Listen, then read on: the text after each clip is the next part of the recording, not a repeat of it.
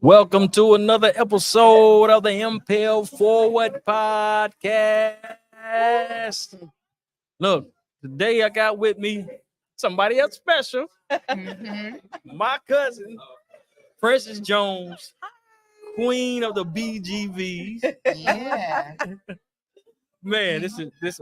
Look, y'all might hear a lot of noise. We are at the Gospel Industry Expo 2024 in Durham, North Carolina. And she stays in LA now, so I had to catch up with her while I can live. Right. No streaming. Right. Yes, Yeah, I'm yeah. happy to be here. Yes. So what's going on? Tell us. We go. How did you get started singing? Well, we'll take it all the way back. I've been a part of a musical family, as you know, because this is my family. My family's musical, so I was born into the industry. My dad, radio. He's been in gospel radio since I was born. So I started off as a radio baby, making spots on the radio station. I fell in love with music early on. I remember reading the back of the CD, the CD flaps whenever the CDs would have all the information with the Credits, and all that stuff. And I found myself intrigued because I knew I could sing. I was just scared to sing. But I was like, if I could sing without having to be in front and doing solos, and I started singing background vocalists, I was like, oh, this is interesting. Like they actually made the cover, made the CD. So I started zoning into background vocals, and that just became a passion. I remember just kind of practicing blending my voice with other voices and mimicking, and realized I was really good at it. So fast forward to my sister, Ruth LaAntra. She's an artist. And I remember her first studio session. I was about 15 or 16. And I remember they needed something. I was there, literally there to support her. And they needed some some doo-wop wops in the background. It was a line that they needed. And they was like, Princess, go in there and do it. And I remember I went in there. And I did 3. They call them stacks. So you do a line and then you go over it. That's called stacking. And my stacks matched. They were identical matches. And they were like, "Oh yeah, you're good at this." So after that, I was like, "Oh yeah, I want to do that for the rest of my life. I want to do sessions. I want to sing for different people." So that's how I really kind of started wanting to be a background singer. Right. And then of course I was in the praise and worship team at church.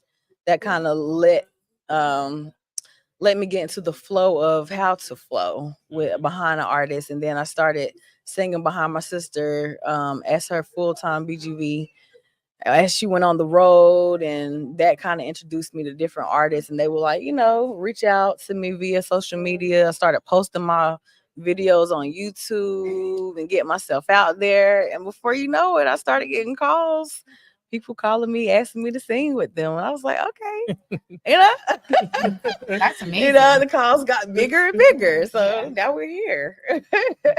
So go ahead. You've worked with a lot of different artists. Yeah, I have. Who would you say, or what was your most memorable moment? Oh, I have a few, but my most memorable, I'll give you 2. So my first one was my first ever, what I consider my first big gig, and it was in Atlanta. I did a tribute for Brandy, so I had to sing Brandy Norwood's backgrounds in front of her. I forgot about that. And if y'all know about the Full Moon album, oh yeah, the vocals on that. We all know that those backgrounds is real intricate. Yeah. Okay, and I was tenor.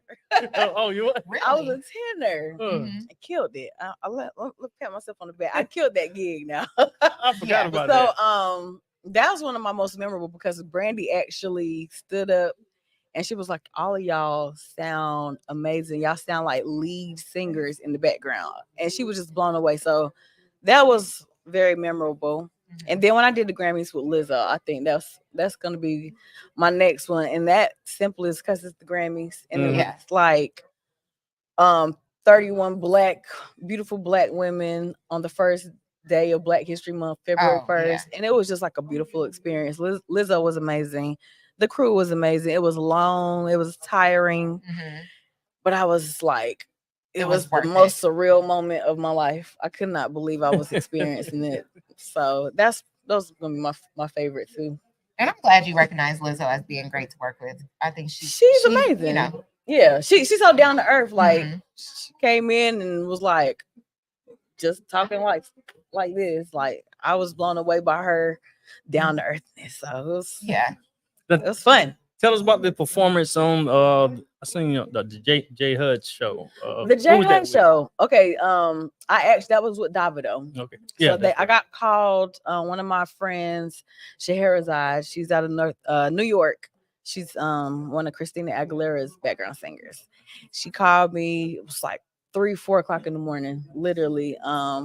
She was like, I need you to find. She was like, first, there's somebody that I want to introduce you to. He's gonna call you, and he needs like 7 or 8 other vocalists by a certain time. It was like within maybe 3 or 4 hours. So I had to wake up out of my sleep and start texting. Like, and that's how it works. You kind of you get these calls and it's straight to work.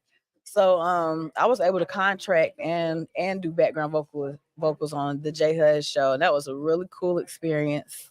They treated us very, very well, you know. And that was cool. Davido, he was a fun artist to work with. We got to dance a little bit, you know. But it was fun. It was a real cool gig.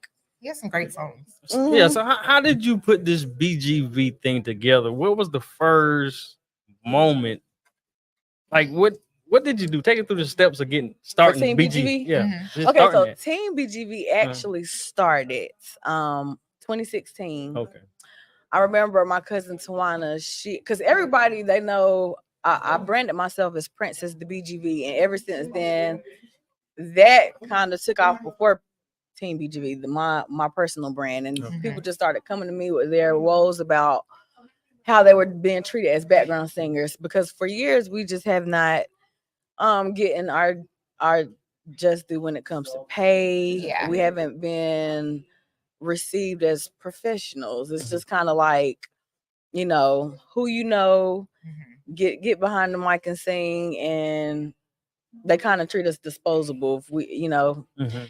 And that is what I wanted to kind of push to the community, that we're not disposable, but you can be if you don't take yourself seriously, if you don't really put that professionalism into and work on your craft. So Team BGV started. My cousin, she hit me. She was like, she did a job. The leader didn't want to pay them, and she was just complaining. So I was like, you know what? I'm tired of these stories. I'm gonna create a community. So within an hour, I got on the phone with my brother Rashad, and I was like, you know what? I thought of this concept, Team BGV, but at the time I didn't know a lot of people. Rashad knew a lot of people. Him and my sister Ruth LaAncha, they were like famous. Right. I'm more of an introvert. Like I know a lot of people know me, but I'm just like to myself. So I partnered with him, and I was like, I got the concept, I had the name, I just need you to invite some people. So he started inviting everybody, and before you know it, the community was like up to 1,000 in maybe 3 days. People started filing in and coming in, and because it was new, nobody had ever seen a community for background singers. It's never been done before. Background singing kind of has always been like a secret society. If you Google how to be a background singer, it's very limited information. You really don't know who is who or who to go to for the jobs. Right. You just kind of have to be in the network. Yeah. So I was like, you know what? I'm living in this small town. I know I want to do this type of work, but I'm reaching out to people. They're giving me like cliche advice. Nobody's really trying to really help me get in that door. So I was like, I'm gonna do it myself. I made a platform, and it, started out as just a community, and now it's a business. I made it a business. I partnered with my now partner, Iselina Elliott. She's out of Chicago. She's also an artist. And we partnered in 2019, and made it an official business in 2020. And now we're just trying to build it, build the company, do a lot of things. We have so many things that we're working on. Investors, if you're out there, There you go. we need you. Mhm. But we have so many amazing things that we're working on to just to better our community, to put more resources and information out there for people that want to be background singers, for people that are already background singers but want to like perfect it even more, because we, it's a legit career. Yeah. And you can make a lot of money. Now, if someone, I would say one of the first steps, if someone was looking into becoming a background singer, what's one of the first things that you would advise them to do? First, I would say join Team BGB. Period. Yeah. Period. I mean, it is what it is. We are literally the background community to join. So that's first. And then when you join, I would say put yourself out there. Make social media your resume. Because you got to put yourself out there, or people won't know how to find you. They won't know what you can do or what you have to offer. Yeah. So, don't make your pages private. I always tell people, if you want people to know, you have to literally put yourself out there, make the videos, record yourself singing, get with your friends and make singing videos, because we want to hear you. Like the first thing as a contractor, because I also vocal contract and I know a lot of vocal contractors, and when we get calls to find singers, the first thing we do is go to your social media. Mhm. That's the very first thing we do. If there's nothing to see, we move right on to the next. Do you look So for are you- consistency? Consistency. Mhm. Also, you can pin it. You can pin the video. Every video doesn't have to be of you singing, but we have to at least see that that's what you do. Right. And I don't want to go all the way down. I don't want to scroll all the way down to your 50-second video and have to look for it. It needs to be pinned at the top. At least 3 videos. Right. Give us an image. We want to see how you look, because that's important. Even in the gospel industry, people want you to look good behind them. Right. Yeah. So those are good components. Also network. If you know background singers, your church or churches is going to be your first, and open mics, things in your community those are going to be your first steps, because the church musicians are going to be more than likely your touring musicians. Right. Mhm. Because that's what people do. They come to the church saying they find the best musicians and they take them out on tour. Mhm. And those tour musicians are really close with the MD, and the MD is really close with the artists and the vocal contractors. And those vocal contractors are how you're gonna get the job.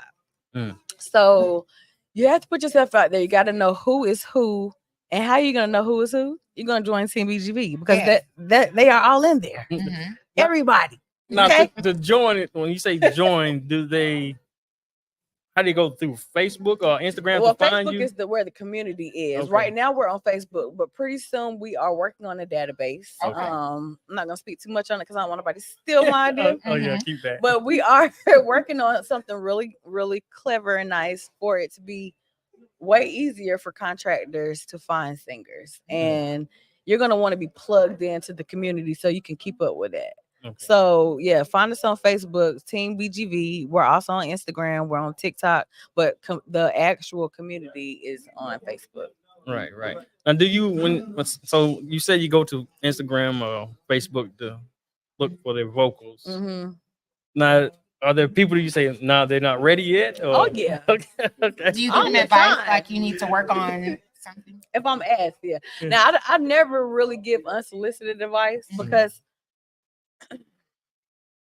you got to be careful, because I don't want to hurt anybody's feelings. And I know with the platform that I have, Mhm. it could sometimes those type of statements can be misconstrued, and Uh-huh. I don't want that, because Right.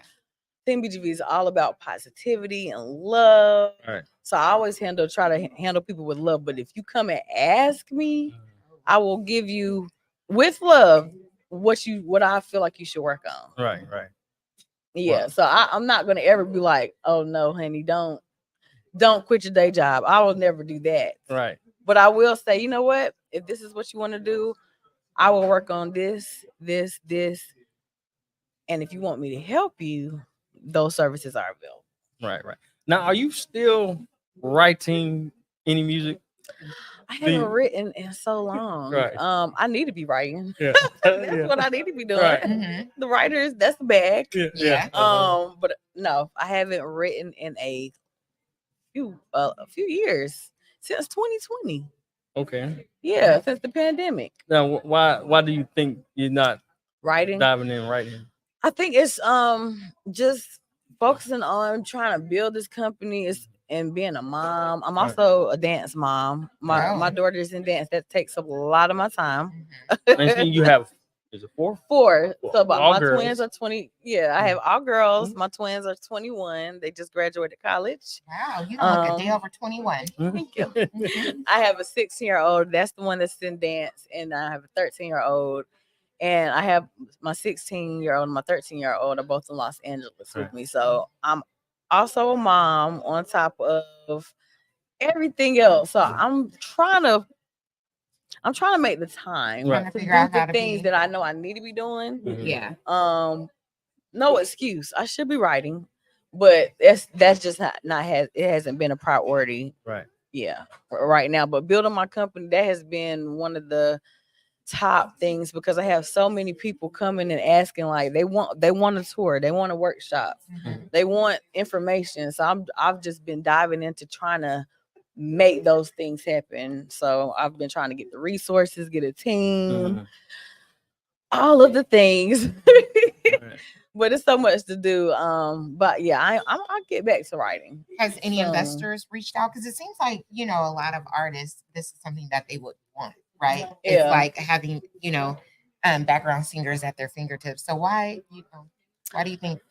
Well, that is so myself and my partner Isa, we talk about it often. It's just, to be honest, just trying to balance out our lives as mothers, our Mhm. lives as she's an artist. She has her own artistry as well as other businesses. Me, working and trying to be the provider and all of these things. It's just like just trying to find that balance, trying to Yeah. find Just trying to find a plan how to put just it the together. plan Right. Yeah. of because the dream is so big. Oh yeah. Right. And just trying to follow God at the same time and Mhm. not be in such a rush Right. to Right. do things. But taking full accountability, just the lack of consistency. I just need to be we need to be more consistent and disciplined with what we have in our lap. Right. Because we just can't let it fall. That's my baby. So we gotta do better with the consistency element. Right. Yeah. Like anything, like I need to be in the gym consistent. Like I just need to be more consistent in this period. Yeah. That's But it. it's finding that balance. You're a brand. Yes. You're a mom. Yes. You have a lot of things. You're a Yes. CEO, Yes. business owner. So Mhm. it's a lot when you are the brand, the face Right. of the brand, and Right. you're part of the brand and a mom. For sure. And then living in LA is Oh, yeah. expensive. So that's what Oh, that was my next question. Yeah, So it's tell me about that big jump to LA. I know it's a big difference from the country, Huge. Pinehurst or North Carolina. Period. So Huge. tell me about that. Like you say, it's expensive.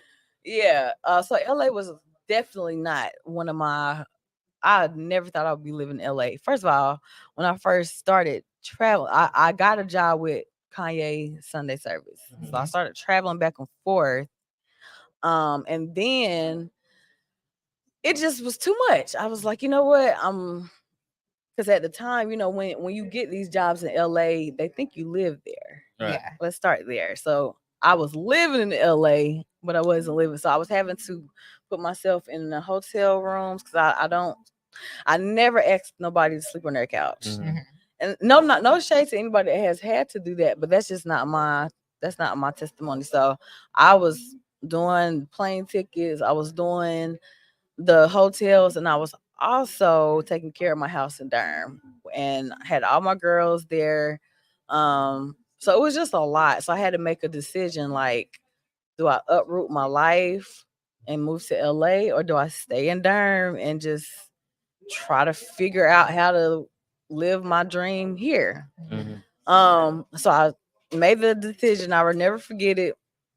I was in rehearsal with Sunday service, and in rehearsal break, I was expressing to one of my peers like how expensive it was and how draining it was to be traveling back and forth like I was doing. And they heard, one of my peers overheard me, and he was just so happened to be moving out of his apartment in Hollywood. And he was like, you know what? I could take you over there and just so you can see how the complex looks or whatever, and you can talk to the landlord and see what happens. So I was like, you know what? Why not? So during break, I went over there, saw the apartment, loved it, filled out the application, put down the security deposit without even thinking about it. I called my sister-in-law, Rock Sellers, and I said, girl, I was walking back to rehearsal. I said, girl, I think I'm about to move to LA. Oh, she was like, are you serious? I was like, I think so. You the first person I told. I haven't even told the kids. I haven't told the parent. I don't even know what I'm doing. I don't know why I'm doing it, but I think I just put my security deposit down. Wow. That next day they called me and told me I got approved. It was so fast. When I got the call, I got approved. I cried that whole entire night, scared to death. Yeah, scared and nervous. Yeah. Because I had never moved from my family. And Durham to Hollywood it's across the world. Yeah, it's totally different. It was just like one of the most scariest experiences, but I have no regrets. It's probably one of the best decisions I made for myself, my little family, and my career. It has been full of ups and downs, but I feel like you can't have a move to LA story without the downs. You got to have the downs to appreciate the ups. So I have had all my fair share of LA struggles, but I've had it has been a very great, amazing experience. And that is my LA story. I packed up my car. My cousin Lorraine, she helped me drive my car. Packed it up as much as we could, left the rest of my stuff here, and started all the way over. Furniture.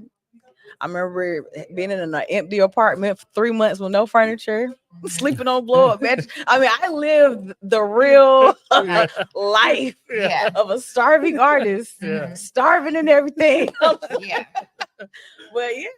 it's been a beautiful chapter. I mean, I can't express how happy I am that I made that decision. That's good. So what is next for you? So how does it? People just call you.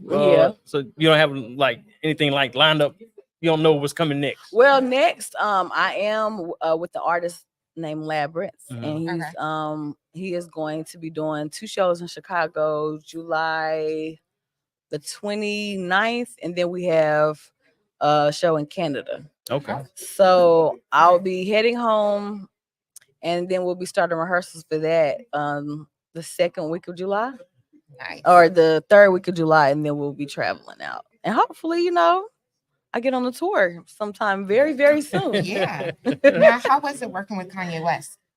It was good. It was interesting.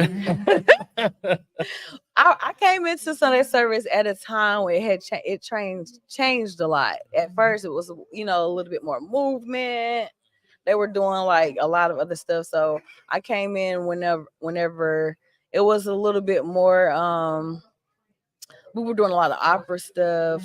It was challenging because I hadn't done opera since, or not opera, but like court, the operatic singing since I was in high school. So it gave me like a whole different experience. We were reading music scores and all. So it was very challenging. It was also a time when Kanye was going through a transition, going through a divorce, going through his challenges with Adidas and all of that. So we were all going through that with him. And it was, with any experience, when people are going through their own personal stuff, it kind of leaks over into work. Yeah. And you just kind of have to know how to maneuver and let God kind of have control over that situation completely. So I found myself just in prayer a lot when it came to just the entire that entire thing. Even when it came to Kanye, just found myself just even praying for him as my boss, and just like, interceding for him, because I feel like that's important. You should, if you're working with an artist and you see that things may be going on in their life, you intercede for them, because not only is that your job, but that is a person or an entity that has included you in their path, their career, their music, their creativity. So I just take those things very seriously, and I pray, and I love Kanye. I think that was one of my best experiences, and I'm grateful to have said that I was a part of that. Right. And so how was your experience with Coachella? Who was you there with? Coachella, I was there with Labyrinth. Okay. So I did Coachella with Labyrinth, and I also did Coachella this year with artist. He's like more of a DJ. His name is Barry Can't Swim. He's from Canada. He's not Canada. He's a UK artist. Okay. And so is Labyrinth. Labyrinth is an amazing. Y'all gotta check him out. He's an amazing alternative type of artist. He did the whole soundtrack for Euphoria. I never watched it, but my kids watched a few episodes. It gets dark. It gets dark. Yeah. But he's an amazing, talented artist. His team, top notch.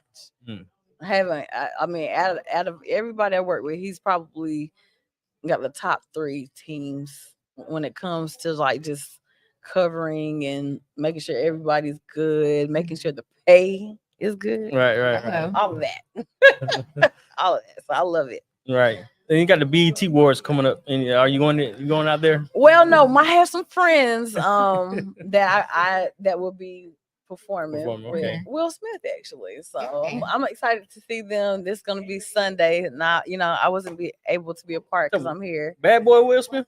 Yeah. You got something new coming out? Oh, maybe that's a little too much. Y'all got the inside scoop. You heard it here first. But I do have a lot of friends that they'll be hitting the stage at the BET Awards, and I'll be watching and supporting. Okay. Now, just like I asked your sister, what's one artist that you would love to work with?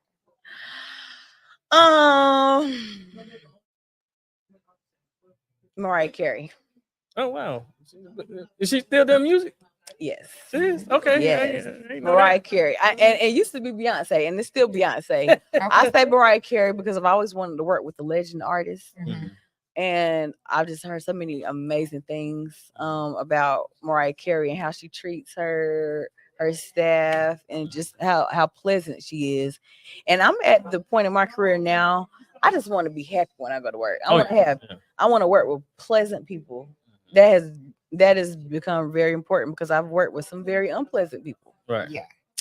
And I'd rather be happy at work. I mean, it's the era now. It is.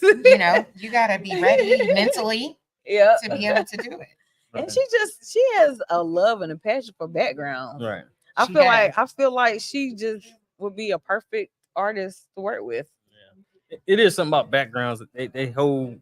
It's like, yeah, you hear a lot of people say that. To me, background that glue. For real. They are the glue. Yeah. People love background. Every time I see it, oh my God, the background singers they love background singers. Because they hold, to me personally, my opinion, Right. I feel like they are the singers. Because a lot of times, the real artists, Yeah. and you're like, okay. And sometimes they hire out because of that. They will hire singers because they know that they need that, they need that in the background. Right. And a lot of they times, may not be as strong. So. Right. You guys are there to hit the notes that they no longer can hit. Right. And that happens. And then you have those artists that don't want you to sing better than them. And so you got to know how to kind of stay in the pocket. And that's important too. You just got to, as a background vocalist, you got to know who you're working with. You got to kind of read the room a little bit and see what you should be out there doing, because some of them will look back and like, no, you're doing too much. Just pipe down. Really? Right. And then others will want you to do a lot. They want you to go for it. So you just gotta know who you're working for and kind of, stay in tune. Okay. Well, any more questions, Renee? I've been asking all the questions.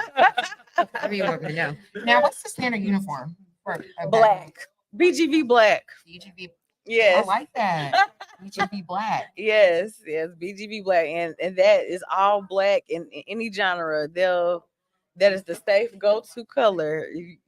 You give me a gig, I'm showing up in black. Oh, That's yeah? it, all black Okay. every time.